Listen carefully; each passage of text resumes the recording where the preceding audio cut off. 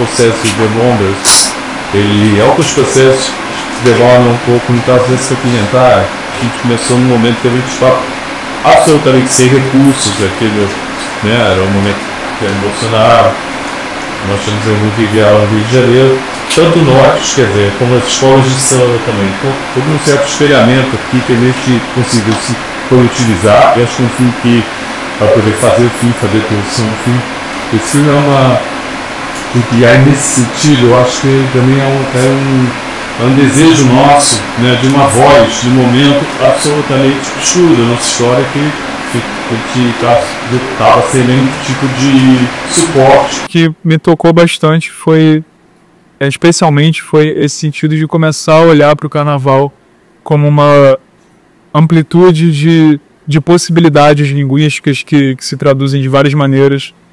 E pessoalmente, assim, como muito vem esse lance da subversão, né, à normatividade que o carnaval tem, eu fiquei pensando um bocado em termos de um maximalismo também, porque eu acho que quando se fala de uma predominância de uma ideologia burguesa ou de outras formas em que a linguagem participa de uma dominação, eu acho que muitas vezes isso é traduzido por um certo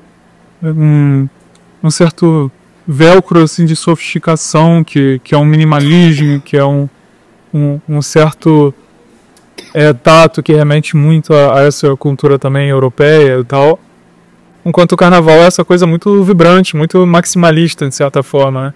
Então acho que eu fiquei de várias formas assim pensando sobre isso. Eu queria saber de vocês também se é muito viagem pensar sobre isso, ou se dá para fazer também um paralelo com o cinema ou com outras formas de arte nesse sentido. É um contar narrativo, por mais que a gente não consiga às vezes visualizar isso dentro de um desfile na TV, mas por exemplo, você vê que o Jacques Vasconcelos, ele colocou o vampirão aonde? No último carro.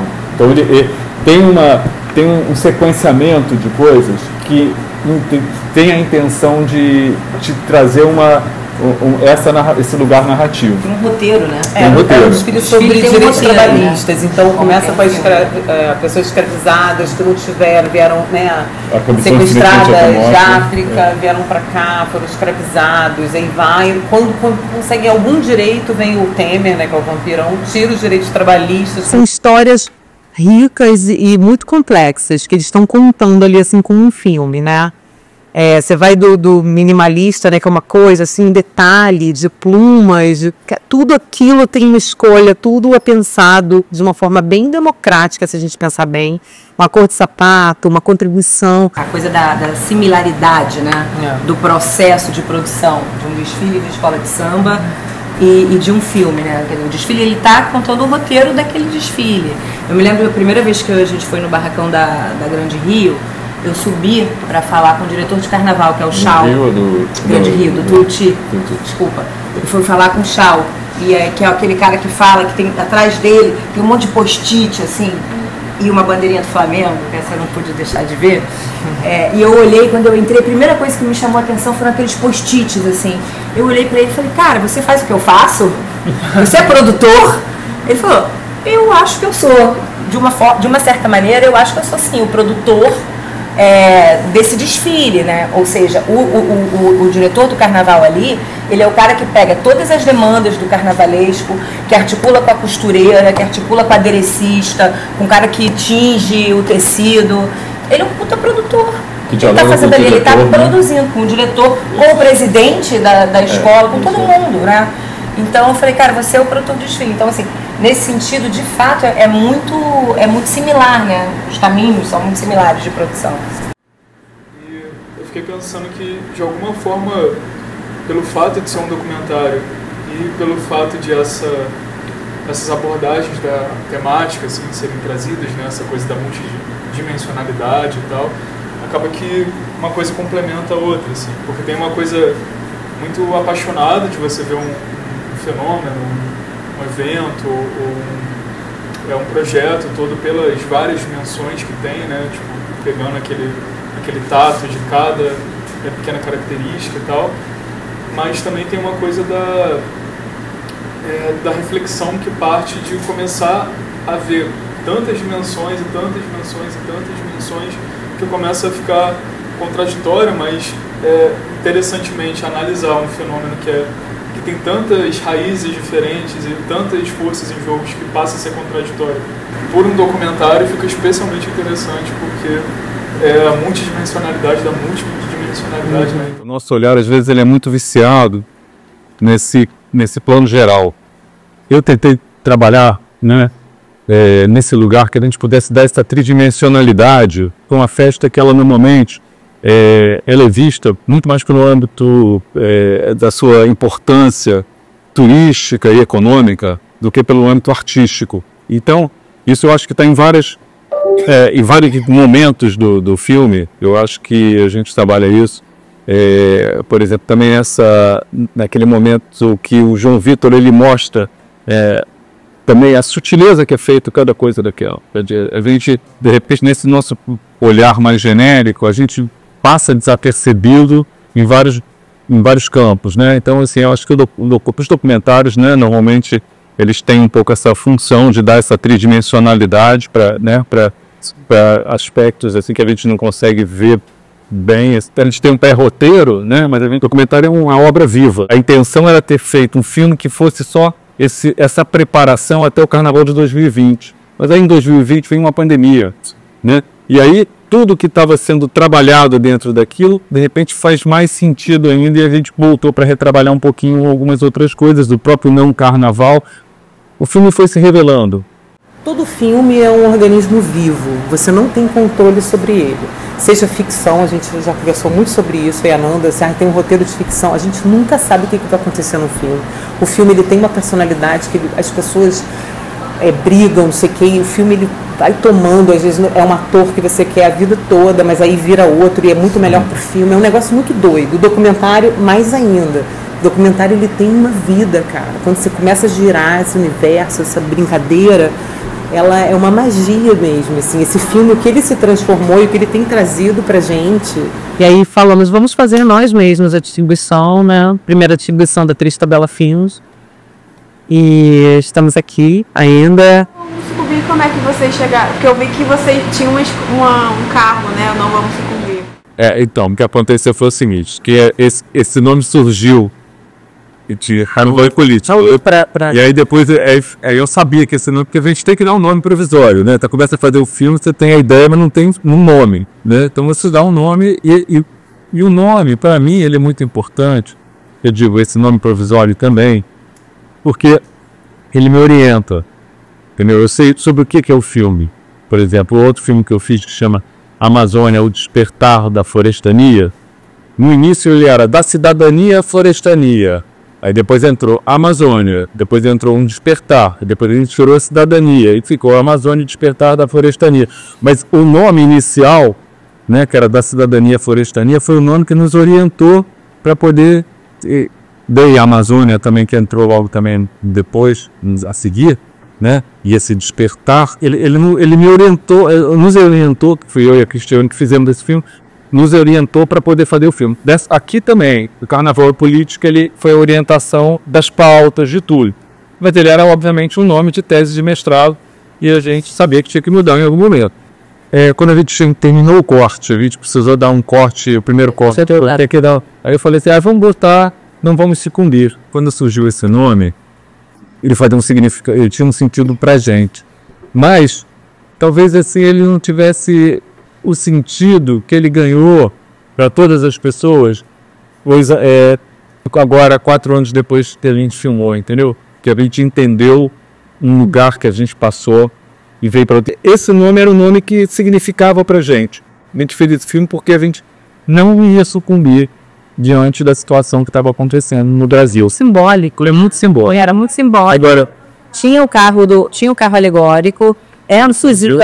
Né, Eu Não Vou Sucumbir, lindamente gravada pela Elza Soares, que é também o símbolo desse, né? Então, Eu Não Vou Sucumbir. Um símbolo também, né, de mulher preta, guerreira. Então, tudo fechou. Eu fiquei muito confortável quando na estreia do filme, e eu falei, não vamos sucumbir, a plateia. Porque eu falei, nossa, que legal. Quer dizer, esse nome que dizia respeito a gente, né, que para as outras pessoas ficavam porque naquela ocasião ele passou a fazer sentido para as outras pessoas. Então tem uma relação do tempo nas coisas que a gente faz, que a gente não... Ela falou da questão do filme, que realmente você sai de um roteiro e às vezes o ator que você queria vira outra coisa, vira outro filme, tudo vira outro filme. Então assim, e tem essa relação louca com o tempo, que às vezes você tem tudo certinho, filme separado, esse filme vai dar super certo e ele dá errado. Tem outras vezes que você fala, esse filme tem, poxa, não é possível. Até que a gente até tinha falado, eu acho que ele vai ficar uma semana em cartaz, talvez, né, e depois vai ser chutado de cartaz, e vai para o Canal Brasil, vai para algum lugar, então, né, e a gente conseguiu ficar 4 semanas em cartaz.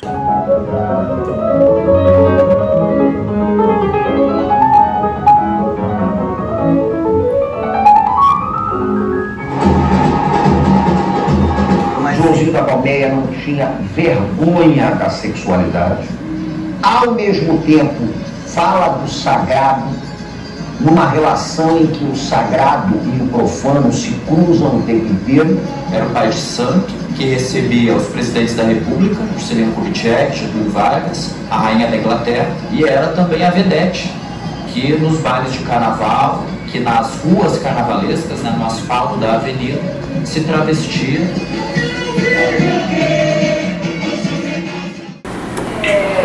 Ela falando sobre a questão dela. Então, primeiramente, parabenizar, porque foi lindo, assim, mesmo.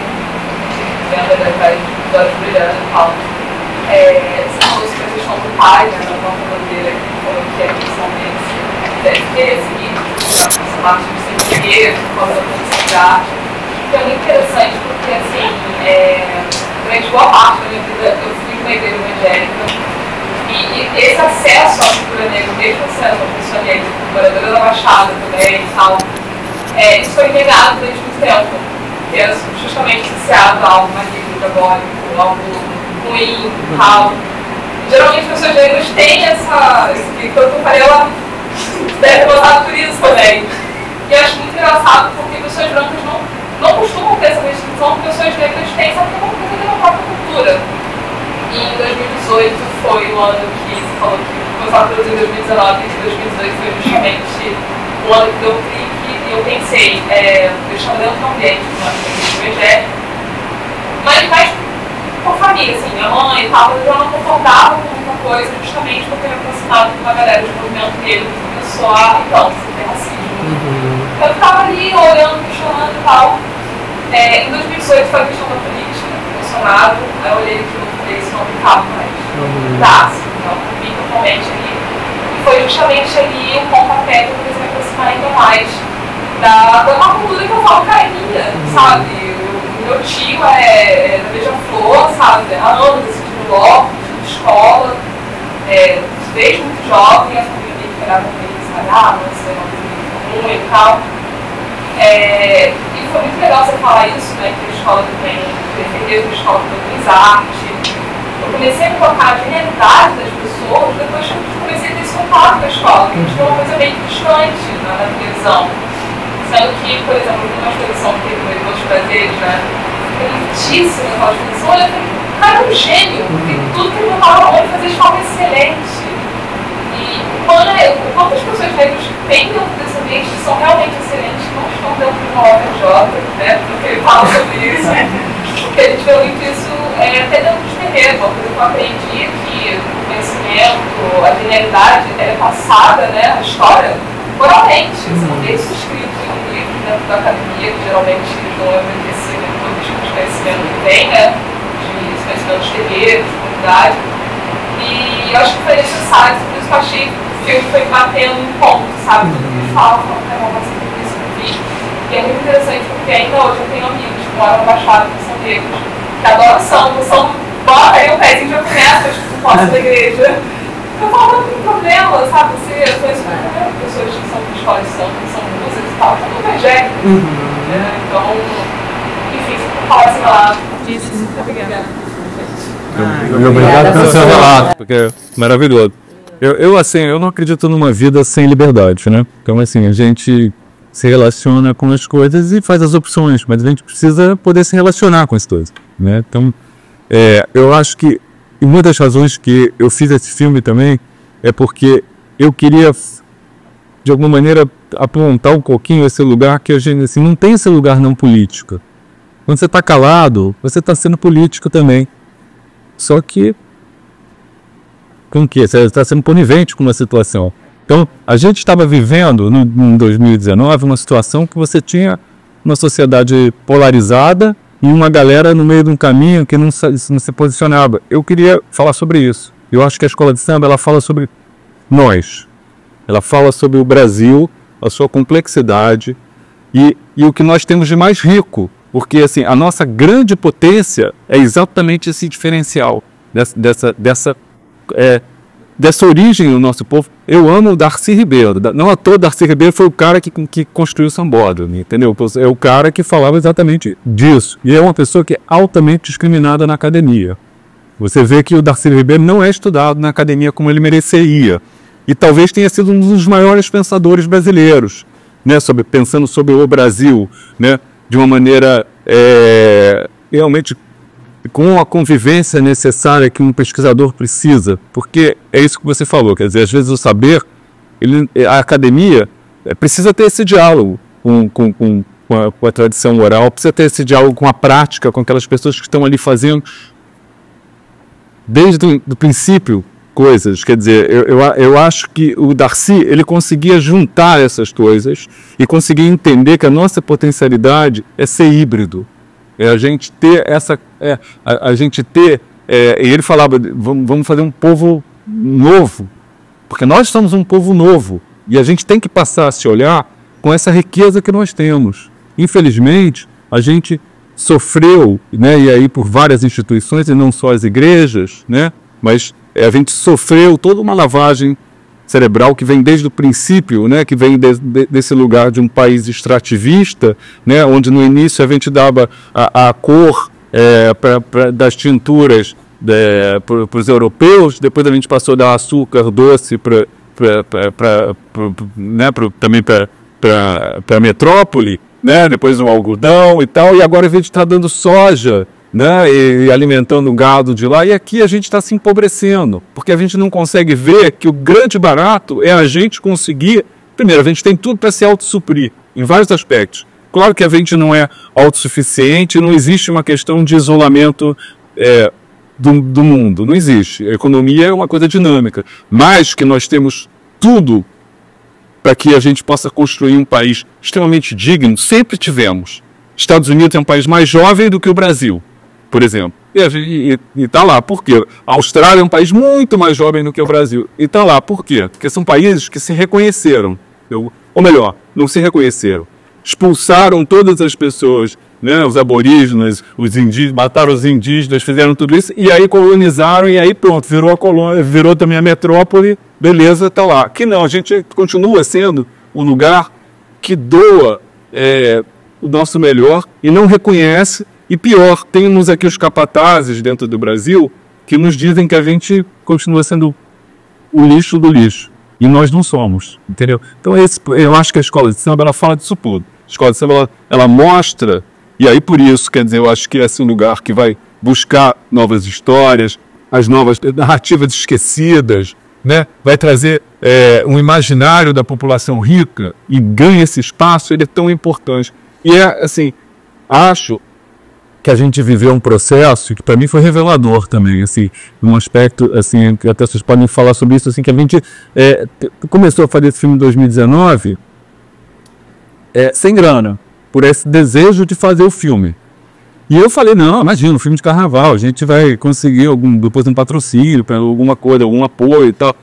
E não era a circunstância do Brasil, porque outras pessoas até conseguiram para outras coisas, mesmo com todas as dificuldades, meio os antagonismos. Mas eu acho que existe um lugar que a gente não olha para a escola de samba com esse rigor de análise para entender a capacidade, a potência que ela é em tudo, artística, né? Musical, não há dúvida. A nossa música é feita basicamente pelo nosso...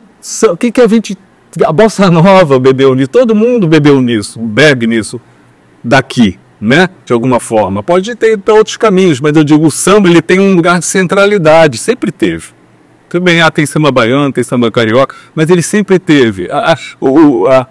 a cultura africana no Brasil, a nossa cultura, e digo, porque ela é nossa, ela não está num lugar só. E assim, enquanto a gente não falar isso, se orgulhar disso e mudar esse ponto de vista, a gente vai continuar lambendo a bota nos olhos.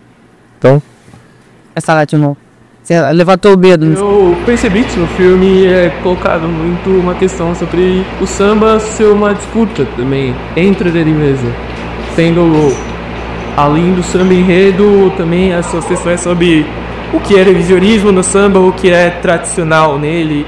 Eu gostaria que vocês fizessem comentários sobre essa questão dos embates dentro da própria raiz do samba e como isso é abordado.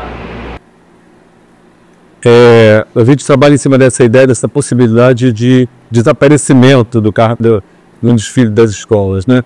E o Silas, em determinado momento, ele fala, né, que a tradição é algo que está viva, ela não está morta, ela não está...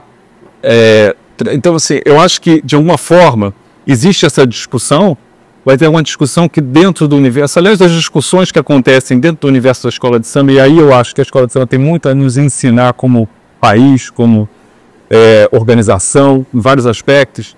Elas são discussões que elas têm uma certa saúde, no sentido que elas são oposições, mas elas mantêm esse campo do diálogo e da troca, né?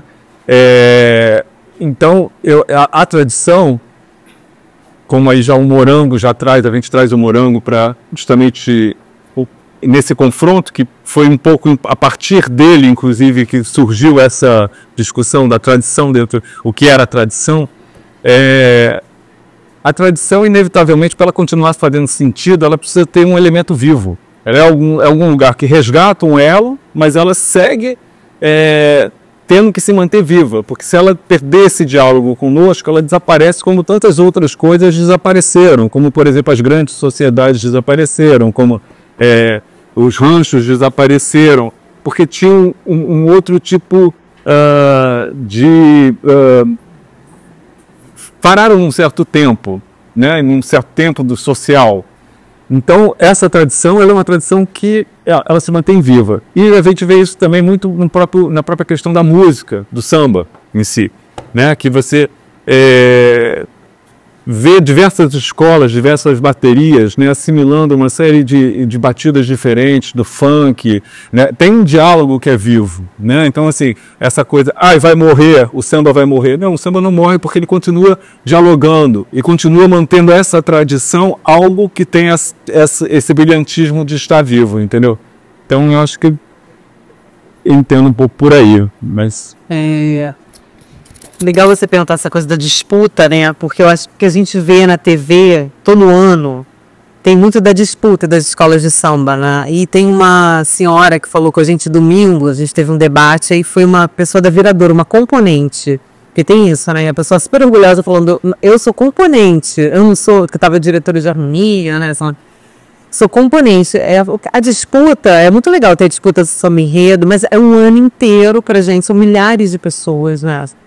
Dezenas de milhares de pessoas no Rio de Janeiro, agora em São Paulo, em Belo Horizonte, mas no Rio de Janeiro, que a gente ensina, é a raiz, vivendo o dia a dia da escola de samba todo dia, né? Que é uma cultura sofisticadíssima, assim, e eu acho que a gente vê muita coisa da disputa, né, na TV Globo e tal, e existe uma disputa ali dentro, mas eu acho que isso, assim, é muito consequência, né, que eles falaram, é o trabalho, o legal ali dentro, essa convivência, o que acontece ali, que eu acho que foi um pulo do gato mesmo, do Miguel, essa coisa, 2019 se ligar, porque eu acho que eu pelo menos vi escolas de samba, minha vida inteira vi aquilo assim, meio, que legal, mas eu acho que eu nunca entendi a força disso. Primeiro que são histórias ricas e muito complexas, que eles estão contando ali assim como um filme, né? Você vai do minimalista, né, que é uma coisa assim, detalhe, de plumas, tudo aquilo tem uma escolha, tudo é pensado de uma forma bem democrática, se a gente pensar bem, uma cor de sapato, uma contribuição, e essas pessoas não têm noção da força disso, quem está lá dentro, né? E outra coisa assim, interessante dos debates é que chegou o pai da porta-bandeira, da Viviane, que é professora de porta-bandeira, ele falou para mim assim, no final de um debate. Eu tenho 80 e poucos anos, eu trabalhei minha vida toda, eu falava que eu não lembro direito, mas eu acho que ele era motorista, tá? Eu falei a vida toda que eu era motorista, mas no fundo, assim, o que me dava prazer era ser ferreiro de escola de samba, mas eu tinha uma certa... parecia que não era um trabalho, mas é o meu trabalho que eu ganho mais dinheiro. Aí a mãe falou, e eu sempre fui ritmista da Intendente, né, que é um outro lugar que parece que é bem mais legal do que... Mas assim, raiz. Raiz. E ele falou, pô, se eu soubesse que eu estava produzindo arte, produzindo cultura, produzindo saberes, minha vida teria sido outra. E eu estou muito feliz de ter entendido isso agora. Então, assim, eu acho que, sei lá, se a gente consegue disseminar, eu acho que é muito legal a história desse filme. Aí eu vou pro maximizar tudo isso, assim.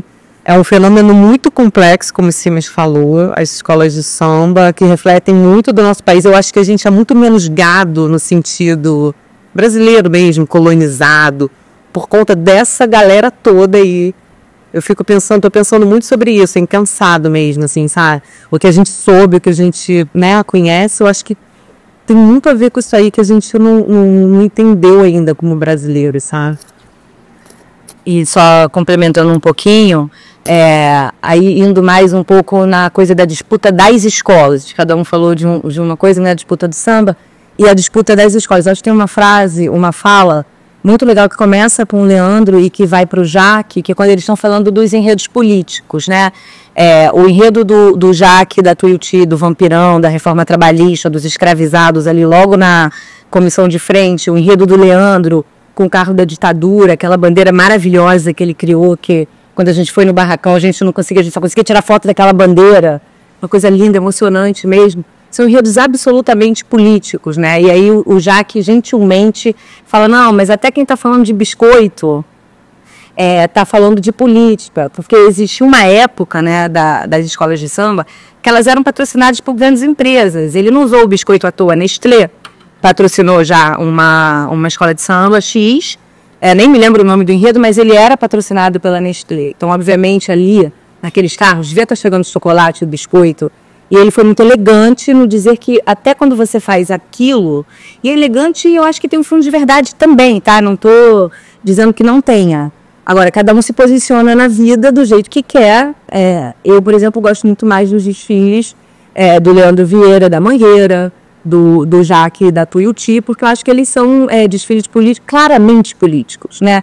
E quando a gente é claramente político, quando a gente fala claramente sobre os assuntos que a gente quer debater com a sociedade, a gente consegue com que as pessoas entendam mais claramente também. Não à toa o Leandro contou a história da mulher na comunidade que não sabia nem quem era Marielle, que eu achava um absurdo a Mangueira estar falando de Marielle, e no final ela estava lá com a plaquinha da rua Vereadora Marielle, né? Por quê? Porque aquilo foi claramente debatido dentro da comunidade, dentro da Mangueira. Então, queria falar isso porque eu acho esse aspecto muito importante. Acho que a escola de samba ela já passou por momentos que não eram tão assim, né? Como toda a história do Brasil, a coisa é menos política, mais política, porque se molda um pouco também com o momento da sociedade, né? O momento político, social e econômico que a gente está vivendo.